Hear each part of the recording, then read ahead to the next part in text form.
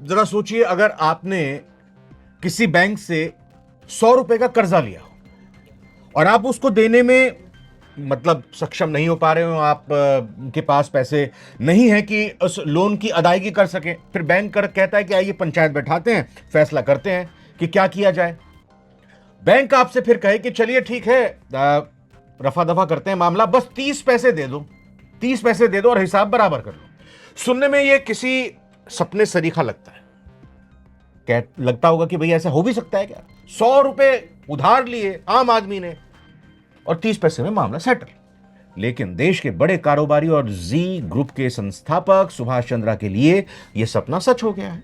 NCLT यानी national company law tribunal ने एक ऐसा फैसला सुनाया जिसने देश के बैंकिंग और बिजनेस कॉरिडोर में तूफान ला दिया। मामला क्या है, आसान भाषा में समझेंगे। दरअसल सुभाष चंद्रा पर बैंकों और लेंडर्स का करीब 22,006 करोड़ रुपए का दावा था, क्लेम थे। ये वो कर्ज थे जिनके लिए उन्होंने अपनी पर्सनल गारंटी दी थी, मुझ पर यकीन करो पे करूंगा पैसा। लेकिन एनसीएलटी ने अब उनके लिए एक रीपेमेंट प्लान मंजूर कर लिया कि भाई ठीक है, नहीं चुका पा रहे, पैसा नहीं है, गारंटी आपने दी थी तो कोई बात नहीं, अब 6 करोड़ में मामला रफा दफा कर लो। उसके तहत 22,000 करोड़ से ज्यादा के दावों के बदले सिर्फ 6.5 करोड़ से ही चुकाने होंगे।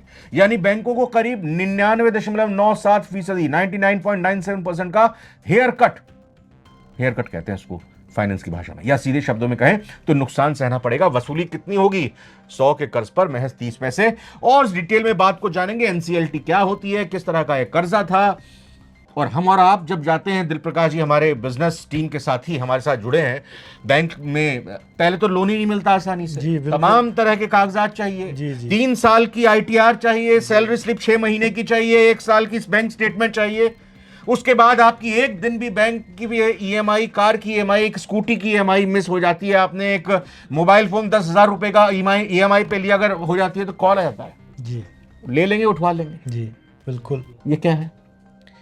ये मामला जैसे कि आपने मामला एनसीएलटी भी बताइए, मामला क्या है, किस लिए ये लोन लिया था? ये लोन लिया था जो एक्सेल ग्रुप से जुड़ी जो कंपनियां थी, उन्होंने लोन लिया था। और इसमें जो उनके चेयरमैन हैं सुभाष चंद्रा जी, वो इसमें पर्सनल गारंटर थे।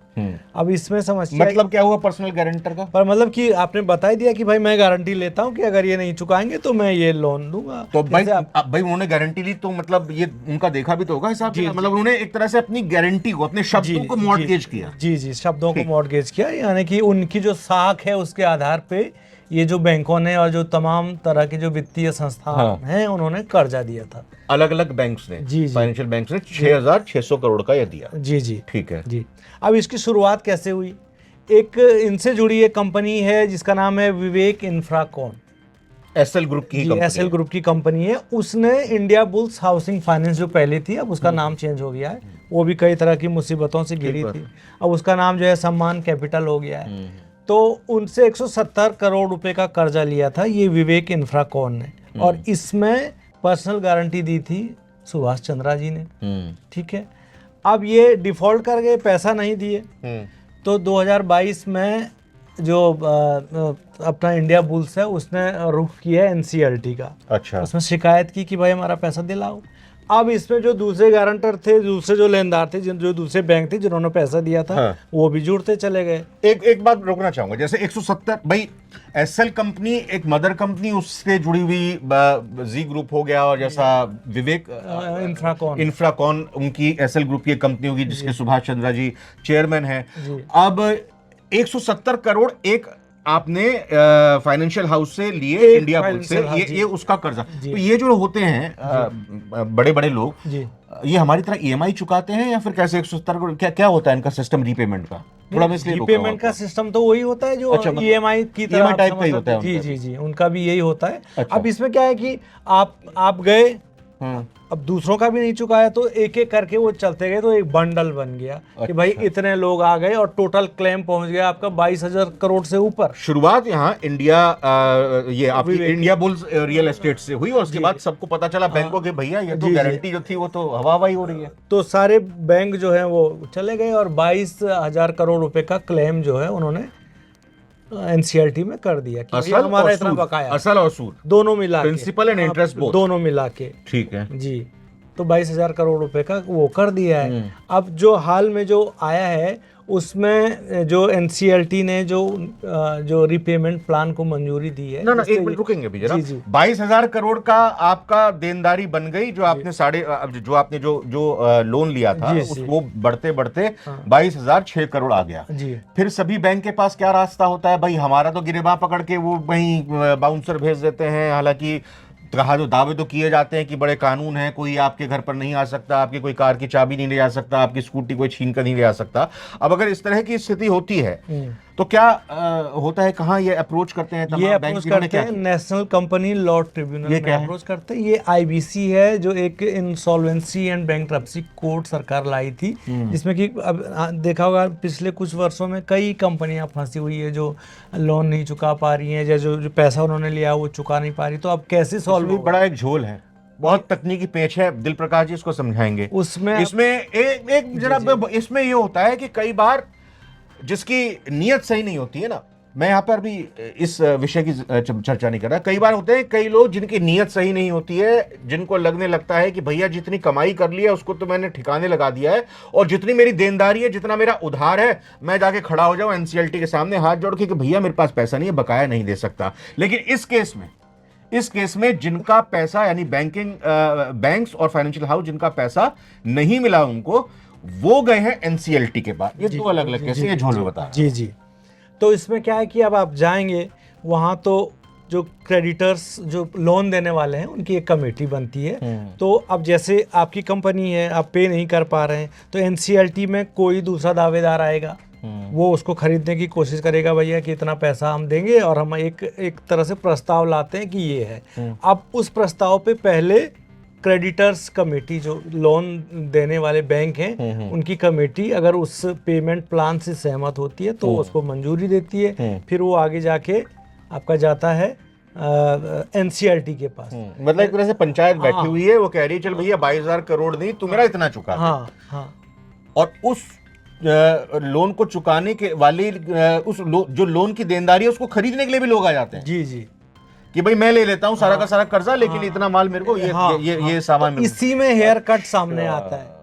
इसी में हेयर कट है कि भैया मैं इतना पैसा नहीं दे सकता हूँ, हम इतना पैसा देंगे, अब इस पे आप सहमत हो या ना हो। अब इस मामले में क्या है कि 100 रुपया बकाया है और 3 पैसे, 100 रुपया बकाया है, 99.97% हेयर कट है। मतलब ये बैंक राजी हो गए कि भैया ठीक है, मैं 6 करोड़ 6.5 करोड़ रुपए आप दे दो और हम घर चले जाएंगे। मतलब ये बैंक राजी हो गए। बैंक राजी हो गया। 80% जो बैंक थे, यानी कि क्रेडिटर्स कमेटी में 80% लोगों ने इसका समर्थन किया है। हालांकि अभी ये रिपोर्ट भी आई कि एचडीएफसी और एलआईसी हाउसिंग फाइनेंस जो है इसके खिलाफ एनसीएलएटी ट्रिब्यूनल जो है उसमें अपीलेट ट्रिब्यूनल है, उसमें अपील करने की तैयारी में है। वो तो उन्होंने इसका विरोध किया था। अच्छा, मतलब इन दो पक्षों ने विरोध किया था, एचडीएफसी बैंक ने, एलआईसी हाउसिंग ने, जिन्होंने जो लोन दिया था एसएल ग्रुप को। एलआईसी जो हाउसिंग फाइनेंस है उसका बकाया है 1322.39 करोड़ और उसको जो मिलने वाला है उसको मिलने वाला 38 लाख। तो इनको अपने नुकसान की फिक्र है, एचडीएफसी को, एलआईसी हाउसिंग फाइनेंस को, बाकी को अपने नुकसान की फिक्र है। और कौन है, किसने लोन दिया था, अगर बता पाए? ये तो मतलब फिगर नहीं, वो तो फिर ज्यादा हो जाएगा, लेकिन जरा कौन से फाइनेंशियल सेक्टर बैंक्स हैं जिन्होंने ये पूरा का पूरा? देखिए, इसमें आपका एलआईसी है, आपका एचडीएफसी बैंक है, एक्सिस बैंक है, कैनरा बैंक है, सरकारी है कैनरा बैंक, आरबीएल बैंक है और यूनियन बैंक है, ये भी सरकारी है। जी हाँ, इन्होंने इसको अपोज किया था। ये जो बैंकों का नाम मैं ले रहा हूँ, ठीक है, इसमें कई बैंक थे, इसमें इन बैंकों ने अपोज किया था कि भैया हम इसको सपोर्ट नहीं करेंगे। लेकिन 88.8% जो क्रेडिटर जो वोटिंग थी वो उन्होंने उसको सपोर्ट किया था, ये जो रीपेमेंट प्लान है। मतलब इसमें 88% ये समझिए कि जितनी अभी बकाया रह गया है जी, उस बकाया वाली की जितनी स्ट्रेंथ है जी उसके हिसाब से ये तय हुआ। यानी कि 22,000 करोड़ का जो 88% लोग थे जिन्होंने उधार दिया हुआ है जी, उनका पैसा रहता था, उनको कोई दिक्कत नहीं, कोई समस्या नहीं कि भैया हम तो जो है जी अपना खाली हाथ चले जाएंगे। उसमें जो प्लान आया था, ये जो प्लान है जो अप्रूव हुआ है, तो 80.8% जो क्रेडिटर्स थे उन्होंने इसको सपोर्ट किया, वोटिंग इसके पक्ष में कर दी। ठीक है, चलिए यहां तक हो गया मामला। अब फिर उसके बाद आपने बताया कि ये अपीलिएट ट्रिब्यूनल के पास जाएगा, तो वहां पर क्या पूरा प्रोसीजर रहता है और क्या कुछ अलग अलग बिजनेस हलकों में, जैसे मैंने विजय माल्या का यहाँ पर मैं जिक्र करना चाहूंगा, जी। उन्होंने तंज कसा है, जी। थोड़ा आप भी बताइएगा। विजय माल्या कहने लगे कि भाई मतलब क्या क्या कुछ कहा है उन्होंने, बड़ा तंज कसा है व्यवस्था को लेकर। वो तो हमेशा कहते ही हैं उनका, तो वो तो कई बार ये बोलते हैं कि भैया मैं मुझ पे कुछ पैसा नहीं है, मैं तो जितना पैसा मेरा 9,000 करोड़ रुपए बैंकों का है वो मैं देने को तैयार हूँ। अब उसमें क्या घाल मिल है, समस्या पता नहीं उसमें क्या है। अच्छा, बस अब संक्षेप में इसको वाइंड अप करते हैं कि अब अपीलेट ट्रिब्यूनल में क्या होगा, वहां पर कितने दिनों तक ये पंचायत चलेगी, और ये मामला चूंकि अब हर तरफ इसकी चर्चा हो रही है। जी। आप देखेंगे ना, ये वीडियो जो चल रही है, हमारी जो व्यूअर्स देख रहे हैं इस वक्त तक, पॉइंट तक जुड़े हुए हैं, वो यहाँ पर कमेंट भी कर रहे होंगे। एक आम व्यक्ति की भावना का जो हमने यहाँ पर इजहार किया कि भाई हम छोटा मोटा लोन पहले तो मिलता नहीं है, मिलता है तो 70 तरह की कागजी कार्रवाई होती है, फिर उसके बाद हमें तो इस तरह की कोई राहत या रियायत नहीं मिलती है।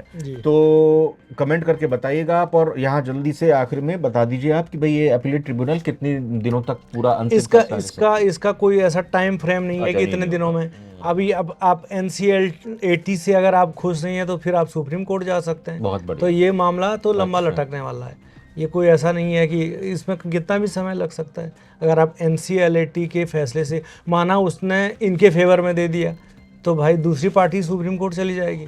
लेकिन नज़ीर पेश की 100 रुपए में मतलब 30 पैसा। हाँ, ये अपने आप में अद्भुत मामला है, ये अपने आप में अद्भुत मामला है।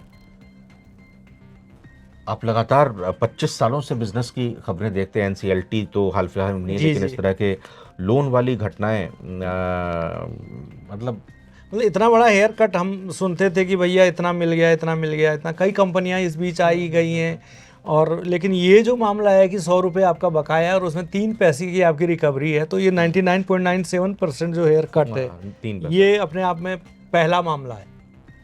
ठीक है, चलिए, एक हेयर कट तो हमने सुना था, एक दूसरा हेयर कट आज जान लिया क्या होता है। आपका क्या मानना है इस हेयर कट को लेकर, जरा कमेंट करके बताइएगा। बहुत बहुत धन्यवाद दिलप्रकाश जी आपका। धन्यवाद।